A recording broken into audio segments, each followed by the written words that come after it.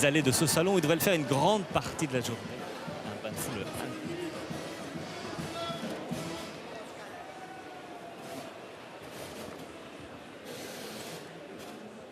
Plutôt, Guillaume, plutôt comme ça ou comme ça? Tout droit comme ça, moi. Ok.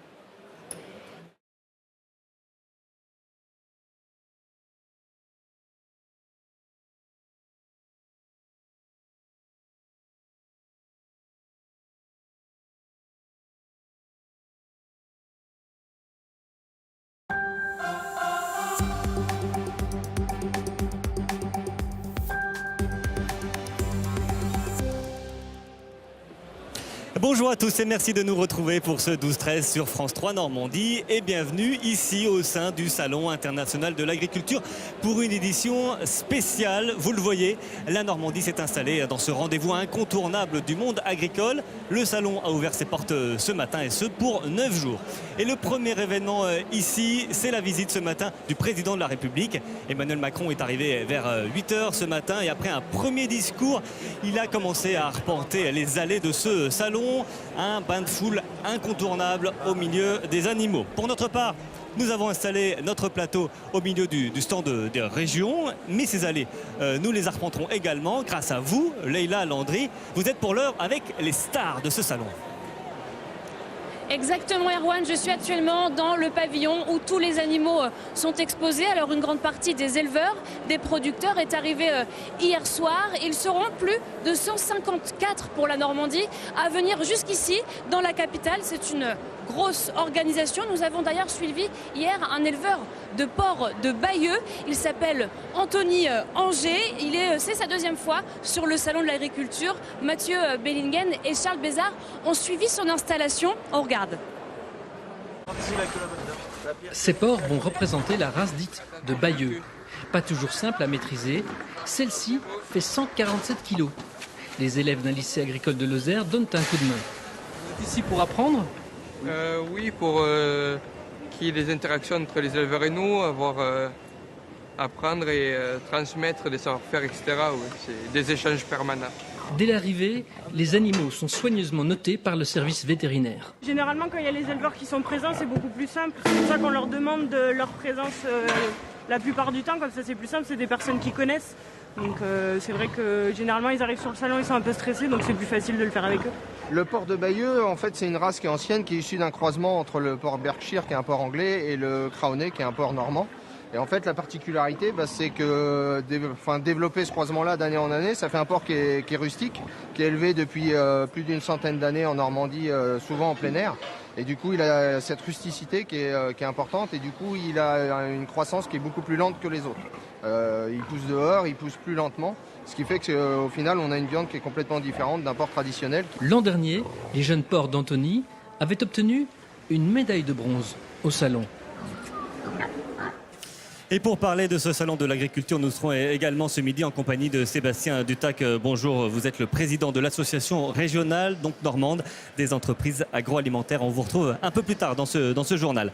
Car pour l'instant, on va faire un petit détour par l'actualité en Normandie avec d'abord de la prison avec sursis pour Laurent Fortin, ce pâtissier originaire du département de l'Eure et emprisonné en Chine dans une affaire de farine périmée. Il vient d'être condamné 2 ans après avoir été arrêté. Élise Laperdrie. C'est un soulagement pour ses proches. Laurent Fortin ne retournera pas en prison. Condamné hier par un tribunal chinois à 2 ans et 5 mois de prison avec sursis, le pâtissier originaire de l'Eure devra aussi s'acquitter d'une amende de 7 900 €. En décembre 2016, il était parti à Shanghai pour travailler dans une chaîne de boulangerie. Une expérience qui avait tourné court suite à un contrôle des autorités sanitaires, révélant des stocks de farine périmée. Arrêté en mars 2017 avec 2 autres employés français et 5 Chinois, Laurent Fortin avait été incarcéré pendant 9 mois avant d'être placé en liberté conditionnelle début 2018 avec interdiction de quitter le territoire chinois. Toujours sous ce statut, il n'a pas encore récupéré son passeport. Pour l'aider à payer son amende ainsi que celle des 2 autres ressortissants français également condamnés, un appel aux dons a été lancé par des membres de la communauté française sur le réseau social chinois WeChat. 33 000 € ont déjà été récoltés.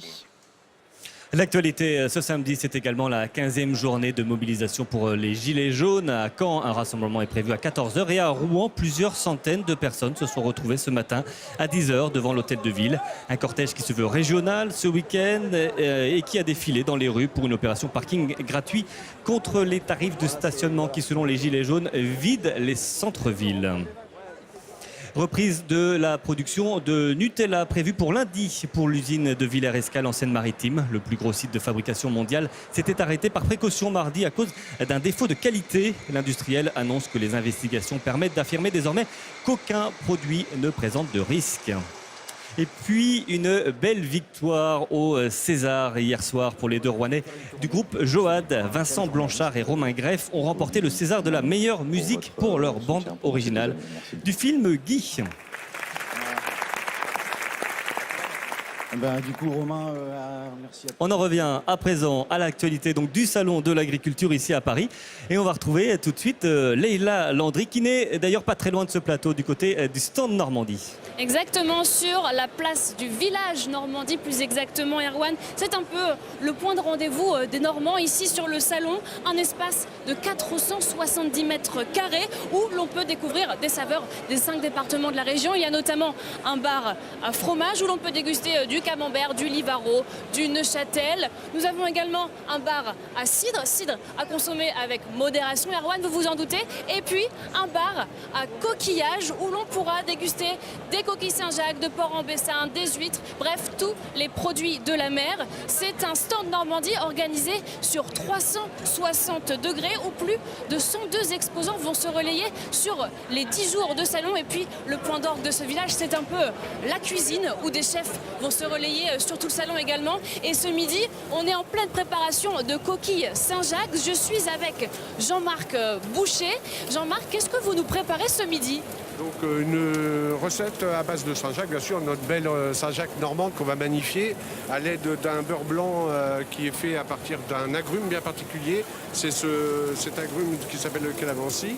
Et on va associer donc des cristaux marines qui vont nous permettre d'amener le croquant, le iodé, qui va donner un bon goût à notre recette. Voilà, de quoi nous faire papiller un peu les papilles. On va goûter ça tout à l'heure et c'est à vous, Erwan. Eh bien, les produits normands, on va continuer à en parler justement. Je vous propose tout de suite la rencontre avec l'un des producteurs présents ici sur ce salon, en l'occurrence un producteur d'orties. Reportage de Mathieu Bellingen et Charles Bézard. C'est bon. Cet homme goûte des orties. Martine les cuisine avec de la crème. Ça goûte l'épinard, mais pas que. Très intéressant, ça a un goût particulier. Les gens connaissent pas le goût. Donc pour découvrir le goût, on a, qu'est-ce qu'on peut le décrire ? Un beurre d'ail, un beurre d'escargot, mais naturel. Et pas d'ail, pas de... Voilà, naturel. Des orties, on en trouve partout. Germain, lui, les a domestiquées. Dans son exploitation de l'Eure, il les récolte et les sèche pour les mettre à toutes les sauces.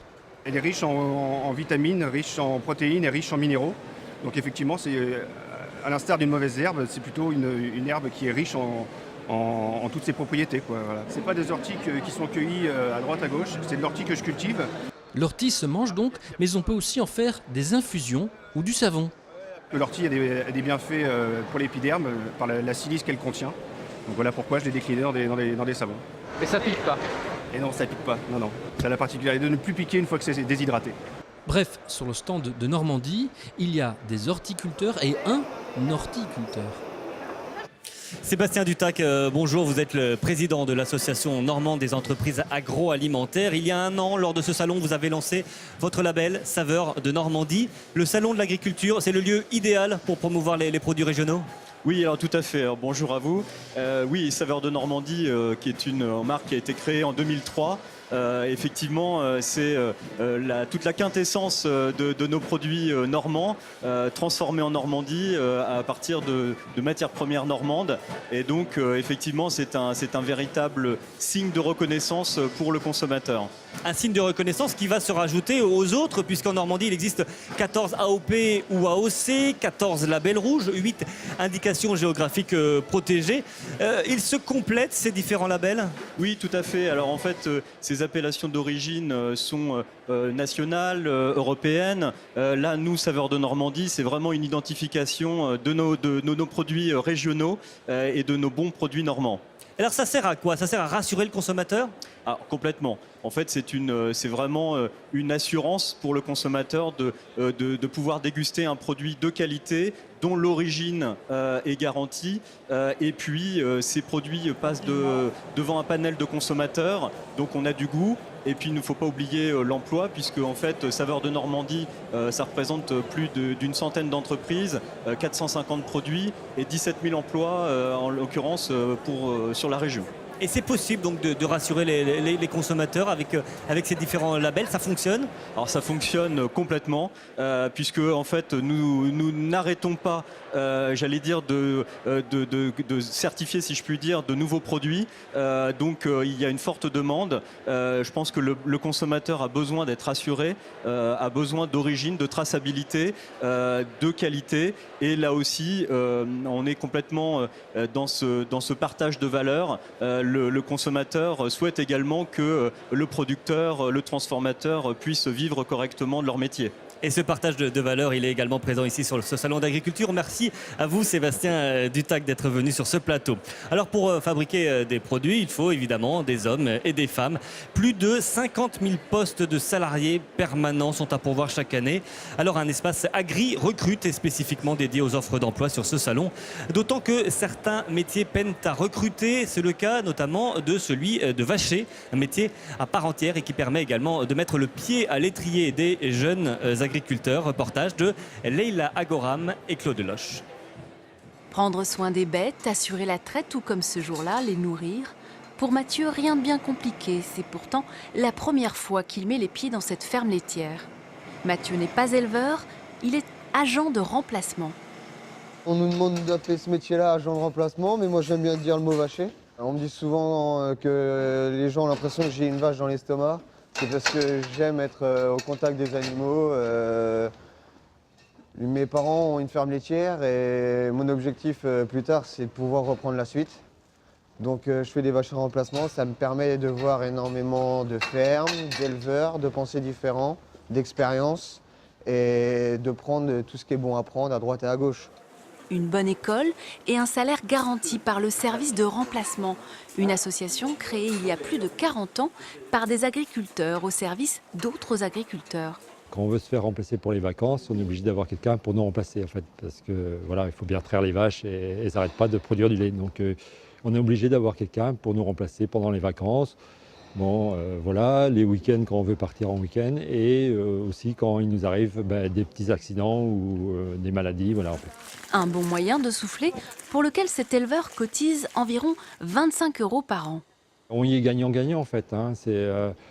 Lui, on apporte un peu d'expérience, lui, il nous apporte de la main-d'œuvre et des bras. En fait, voilà, en fait, c'est un plus. À tout juste 20 ans, Mathieu n'est pas pressé de s'installer.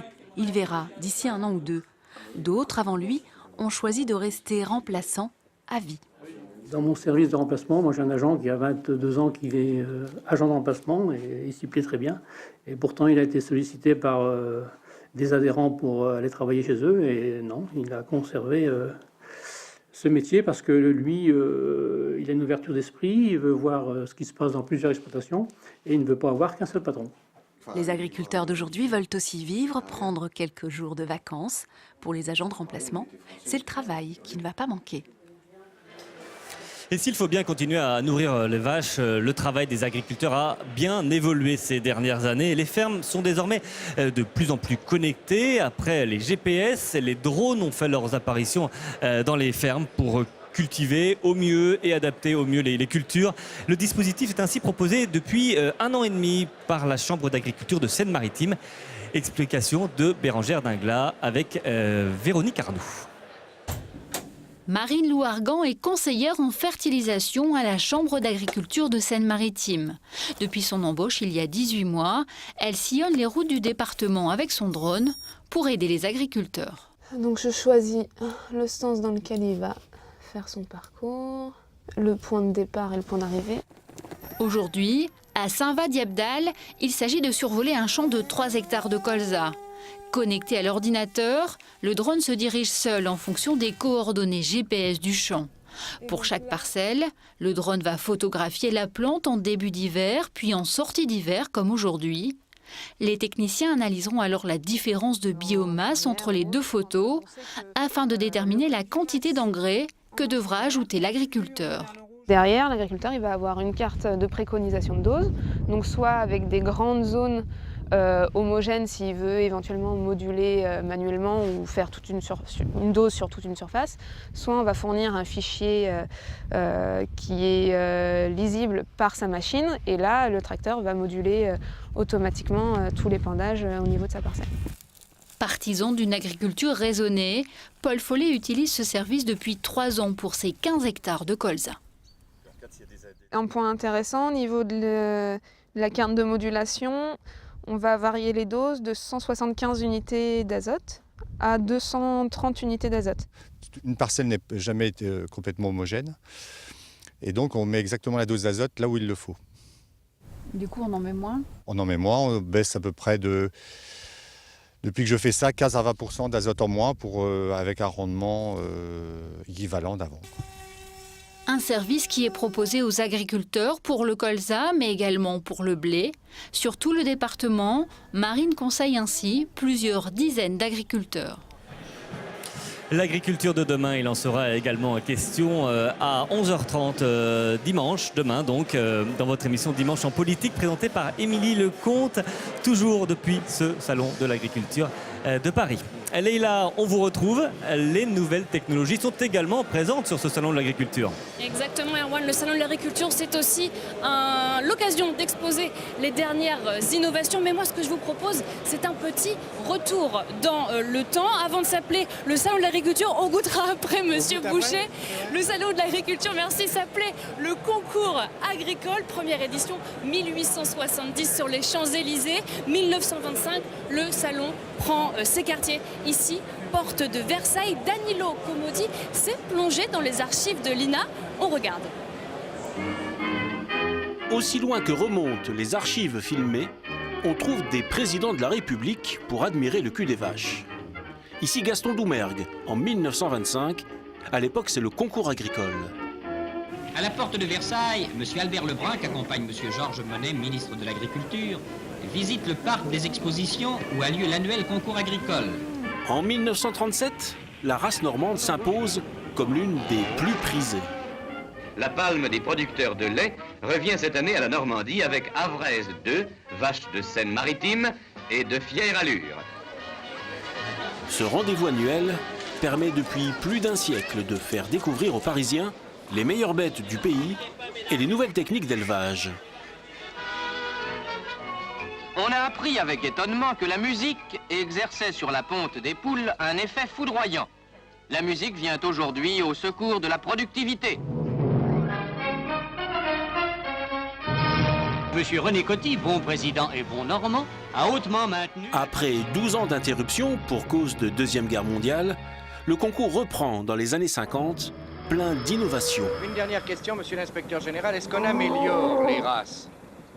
On les améliore très vite en ce moment grâce en particulier à l'insémination artificielle qui permet de faire pénétrer le progrès dans la masse, mais on les améliore grâce à l'effort des sélectionneurs dont vous avez précisément l'élite ici au concours général. Et la Normandie, c'est bien sûr le Calvados. En 1984, FR3 n'hésitait pas à consacrer 4 minutes à une dégustation dans les actualités régionales. On discute ensemble entre nous pour essayer de déterminer quel est le meilleur. C'est vrai qu'il en fallait du temps pour goûter toutes ces bouteilles. Et depuis, on sait que l'abus d'alcool est évidemment dangereux pour la santé. Voilà, c'est la fin de ce journal. Merci beaucoup de votre attention. On se retrouve ce soir, toujours depuis ce salon de l'agriculture de Paris. Et on se quitte avec les stars de ce salon, les bêtes, celles qui vont faire le bonheur de tous les visiteurs pendant 9 jours de salon. Très bonne journée à tous et à ce soir.